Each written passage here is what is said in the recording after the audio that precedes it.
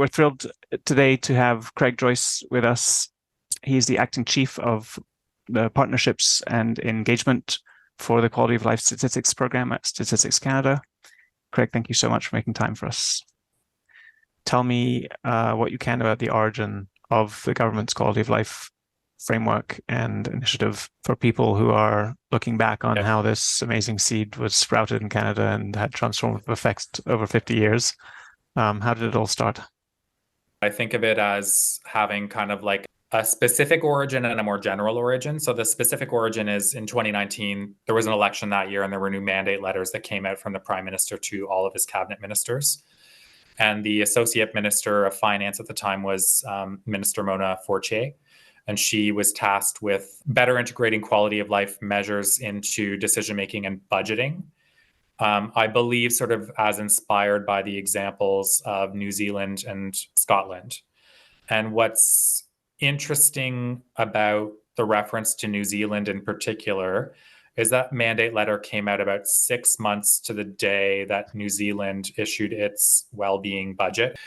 But that itself was part of the more general origin story of this, which I think is sort of like a global acceleration toward beyond GDP approaches to measuring social progress that have like their most recent origin in the 2009 Stiglitz report. And I really saw the mandate letter commitment as Canada trying to answer that and sort of recognizing that it needed to be kind of moving beyond GDP in its thinking because all of its colleagues around the world were doing the same.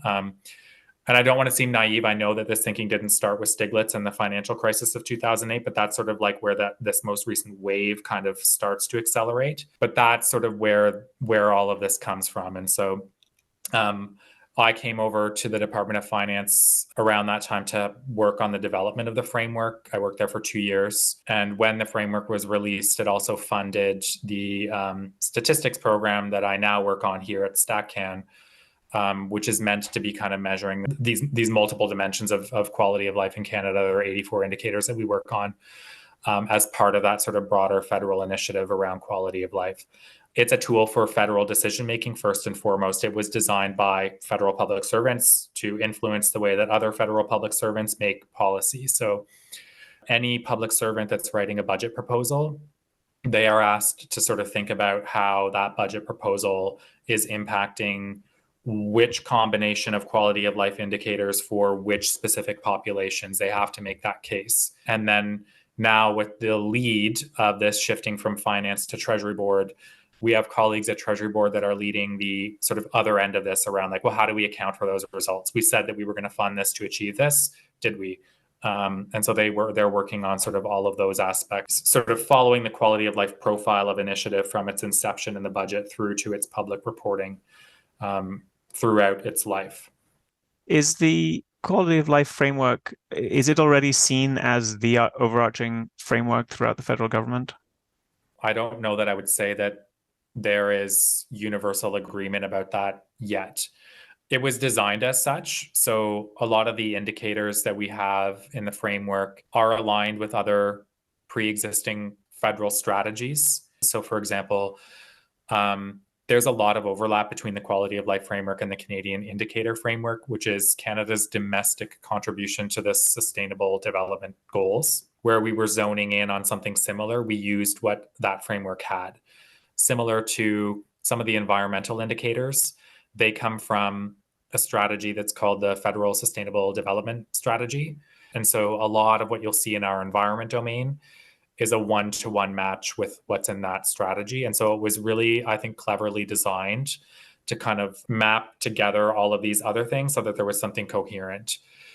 The reason why I say I don't think that there's sort of like the best understanding of that is that we're still sort of working through our governance. So we have a governance system. It's actually a big part of my role is to sort of rejuvenate that and get that going on a more routine basis, where we'll bring sort of policymakers from across government every quarter to kind of help manage the quality of life framework as a shared thing. But I think that we're at the stage of development where it was kind of closely incubated by the Department of Finance, and now it's being handed over to be something that is shared ownership across government. And I don't think we've fully made that leap yet. I think we're kind of in that sort of gap in between where we have more work to do to sort of create that sense of like ownership of it, right? That it's not something that is someone else's thing to worry about. It's a thing that we're all using together. So no, I don't think that it's there yet, but I think that we're making progress toward that. I have one last thing to ask you about, which is the Canadian Wellbeing Knowledges Network. What long-run role could or should a wellbeing network or center in Canada play to support the quality of life objectives of, say, the federal government as they are now? I think a couple of things. So, like I, like many, I'm very sad about the impending closure of the UK's What Works Centre, because I think they add a lot to the discussion, and there's no one else that's sort of doing kind of what they're doing that I'm aware of, and I think there's a real need for that. And although they were doing that sort of in a particular national context, I think we all sort of felt that they were kind of setting up a model that others could replicate. And I haven't seen that happen yet, but I would love to see something like that in the future, because I think we need some kind of knowledge clearinghouse that can help identify issues as they arise and get them on the agenda. I saw them having some pretty significant success in terms of changing the discussion and putting an issue on the radar that was not otherwise on the radar, and no one did that other than them. And I think they are owed a lot of credit for that. And I think we're going to need someone else to do that kind of thing.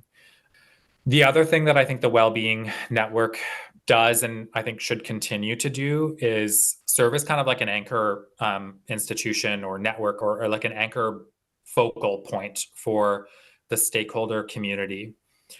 And I say that as like someone who sits within government and looks outward. And I don't consider myself a person of the finance department. I worked there for 2 years, but as I said, I come from public health. So I very much felt like a duck out of water there. When I sat there kind of ostensibly as one of them and looked out at the stakeholder community, what I saw was it's very obvious for them who they should speak to on the economic side. So, for example, there are chambers of commerce that speak with one unified voice that sets kind of shared priorities for the small business community. And it makes it very easy for their needs to be heard by government. And I don't think that our sector has that, but I think that the Wellbeing Knowledge Network is doing that. And when you have a concept that's a broad concept like well-being, there's going to be a lot of stakeholders, people who are focused on particular subpopulations, people who are focused on particular determinants. And I do think that we need some sort of organization of that and someone to sort of unify, set priorities, and act as kind of like a liaison between the stakeholder community and government, because I think government departments would get overwhelmed with just the number of stakeholders and the sometimes contradictory sort of things they might hear from them. And it's difficult for government to know what to do with that, right? But if there's someone who can sort of synthesize that and communicate it clearly as a set of priorities that government should become interested in, that can be very effective. And I think that's a niche that the Wellbeing Knowledges Network fills really well. And I hope they have an interest in continuing to do that.